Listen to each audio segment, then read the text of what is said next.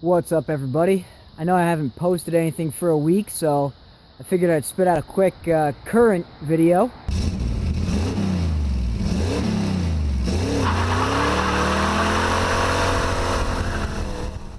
So good afternoon to you all on this snowy, gray, dismal day.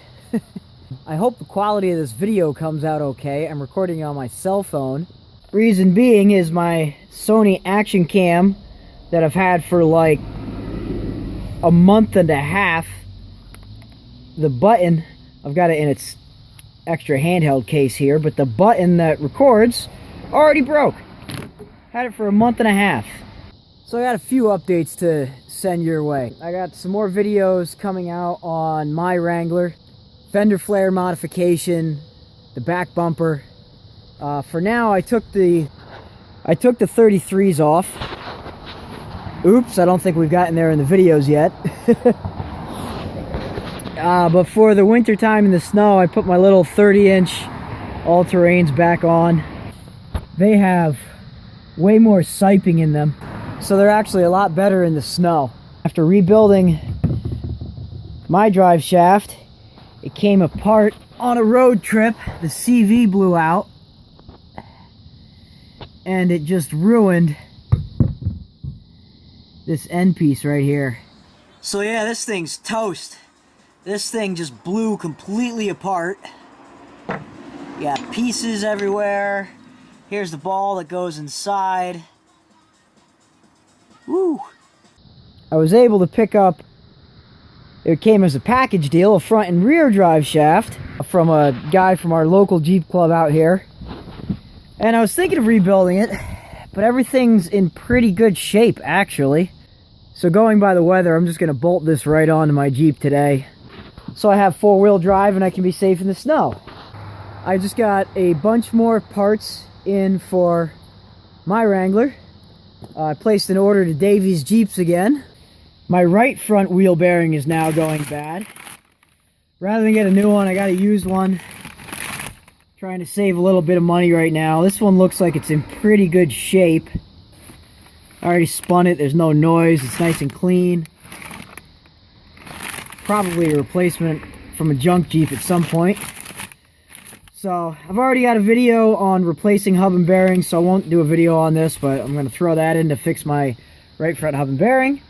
If you remember from the body and engine lift videos, all my bushings went bad for my bracket and one of the tabs broke for the shift linkage for the transfer case. So I got another one of those with all good bushings, and the bolts aren't seized up.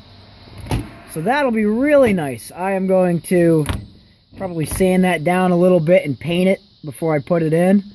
But then I can get that back to how it needs to be until it's in the budget for a cable upgrade.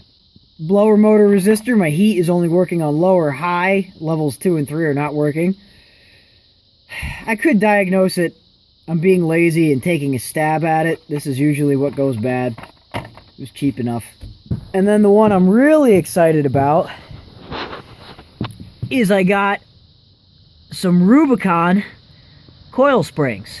So as most of you know, I am currently running Rubicon Express shocks and a 2-inch spacer kit from Rubicon Express. It was a package deal. So that, along with my body lift, has netted me 3 inches of lift. However, with all the weight I've put on with the front bumper and the winch and the back bumper and tire swing, which again, that install video is coming up soon, I've noticed my suspension's getting a little floaty, and I'm sure I'm not seeing the full 3 inches of lift because of all the weight. It's bringing it back down a little bit.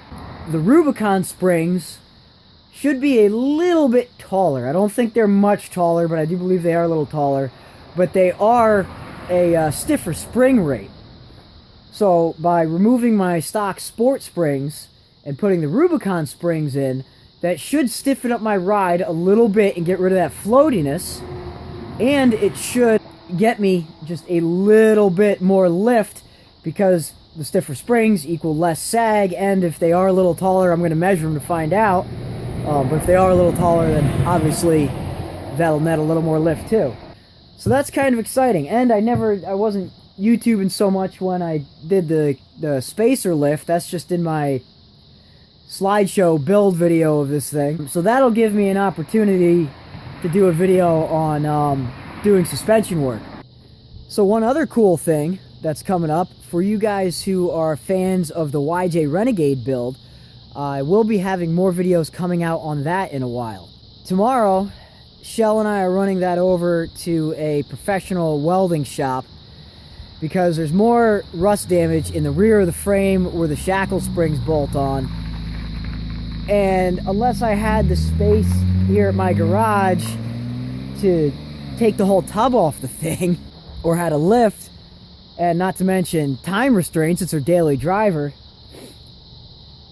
tomorrow we're taking that to a welding shop to have them drop the gas tank out. They're going to repair the cross member and that rear section of the frame, and they're actually doing it for a very reasonable price. So I'm going to see if I can film you before and after on that, and once that's done, it needs new brake lines run underneath as well, so I'm probably going to do that at some point. So we'll have a video on bending up and replacing the steel brake lines. So again, for those of you who are fans of the Renegade, should have a few more videos of that coming out in a while. Oats, I know you might be one who's looking forward to that.